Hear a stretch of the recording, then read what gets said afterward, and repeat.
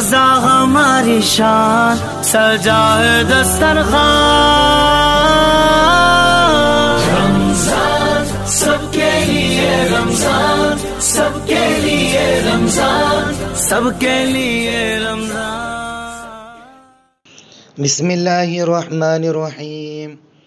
अब तक आपकी खिदमत में रमज़ान मुबारक के रोज़े के फ़ज़ाइल व मसाइल और तरावीह के फ़ज़ाइल व मसाइल पेश खिदमत थे। आगे भी उसके ताल्लुक़ से बातें आती रहेंगी।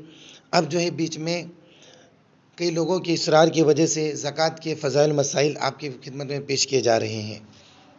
ज़कात इस्लाम का तीसरा रुकन है।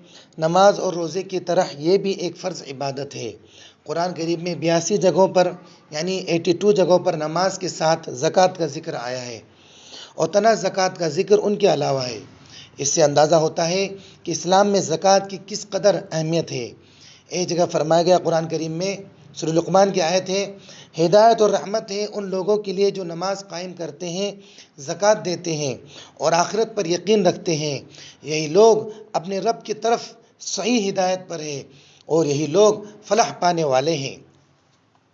सूरह बकरा के अंदर अल्लाह तबारक व तआला ने इरशाद फरमाया, 1 रुपए के बदले में 700 गुना अजर मुकर्रर है और इखलास वगैरह की वजह से उसमें और ज़्यादती का भी वादा है। सूरह फातिर में है, ज़कात और सदक़ा में खर्च गोया कि अल्लाह के साथ तिजारत करना है जिसमें किसी नुकसान का कोई अंदेशा नहीं है। मुस्लिम शरीफ की हदीस है, सदका क़यामत के दिन हमारे लिए हुज्जत बनेगा। और मिशकात शरीफ की हदीस है, मुत्तफ़क़ अलैह है, जो शख्स ज़कात और सदका अदा करने वाला होगा उसको जन्नत के ख़ास दरवाज़ा बाबु सदक़ा से दाखिल किया जाएगा। मेरे मोहतरम बुज़ुर्ग दोस्तों, कई हज़रात ज़कात के मसाइल को बड़े भारी समझते हैं, इसलिए मैं ज़कात के मसाइल के ताल्लुक़ से कुछ जो हैं ज़ाब्ते, कुछ उसूल और कुछ रूल्स आपके सामने बयान करूँगा। आप उन रूल्स और उन उसूल और उन ज़ाब्ते को सामने रखेंगे तो इंशाअल्लाह सारे मसाइल आपके लिए आसान हो जाएंगे। सबसे पहली बात, ज़कात अदा करने वाले के अंदर क्या क्या चीज़ें शर्तें हैं।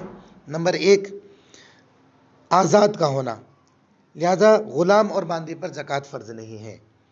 इसी तरीके से मुसलमान होना, लिहाजा काफिर से ज़कात का मुतालबा नहीं किया जाएगा। नंबर 3, समझदार होना, यानी पागल पर ज़कात फ़र्ज़ नहीं है जबकि वो पागल पर उस पर मुसलसल तारी हो।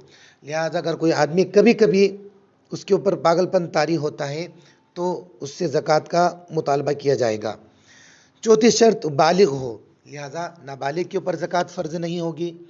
5वीं शर्त, उसे ज़कात की फ़र्ज़ियत का इल्म भी हो। ये 5 बातें ऐसी हैं जो ज़कात देने वाले के अंदर होना ज़रूरी है। इसी तरीके से जिस माल की ज़कात अदा की जाएगी उस माल के अंदर भी कुछ शराइत का पाया जाना ज़रूरी है, वो भी सुन लीजिए। नंबर 1, वो माल निसाब के बक़दर हो, यानी 7.5 तोला सोना या 52.5 तोला चांदी या उनकी रकम के बराबर वो माल हो या उनकी रकम हो। दूसरी शर्त, मिल्कियत ताम हो, यानी उसके ऊपर मुकम्मल कब्ज़ा हो। लिहाजा माल तो उसका है लेकिन उसके ऊपर भी उसका कब्ज़ा नहीं हुआ है तो उससे उसको ज़कात का मुतालबा नहीं किया जाएगा। इसी तरीके से वो माल ज़रूरियात असली से ज़ायद हो, लिहाजा इस्तेमाल होने वाले साजो सामान पर ज़कात नहीं होगी।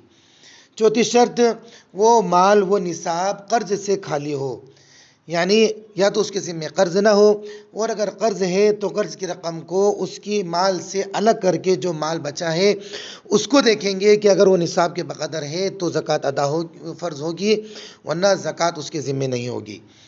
5वीं शर्त, माल नामी हो, यानी ऐसा माल हो जो बढ़ने वाला हो, या तो पैदाइशी तौर पर बढ़ने वाला, जैसे सोना चांदी ये पैदाइशी तौर पे अपने अंदर बढ़ने की सलाहियत रखते हैं, या उसको जो है आदमी ने खुद जो है बढ़ने वाला बना दिया हो, जैसे तिजारत वाला माल। माल तिजारत जो है वो भी माल नामी है, सोना चांदी जो है वो भी माल नामी है। तो माल के अंदर जो है 5 शराइत का बैक वक्त पाया जाना ज़रूरी है कि निसाब के बक़दर माल हो, मिल्कियत उसके ऊपर ताम हो, ज़रूरियात असली से ज़ायद हो और कर्ज़ से खाली हो और माल नामी हो। ये चंद शराइत हैं जिनको सामने रखकर हम ज़कात के ताल्लुक़ से मसाइल को और समझ लेंगे। बात और सामने आती रहेगी। ये चंद बातें हैं। اللہ تبارک و تعالیٰ ہم سب کو اچھے طریقے سے سمجھنے کی توفیق عطا فرمائے.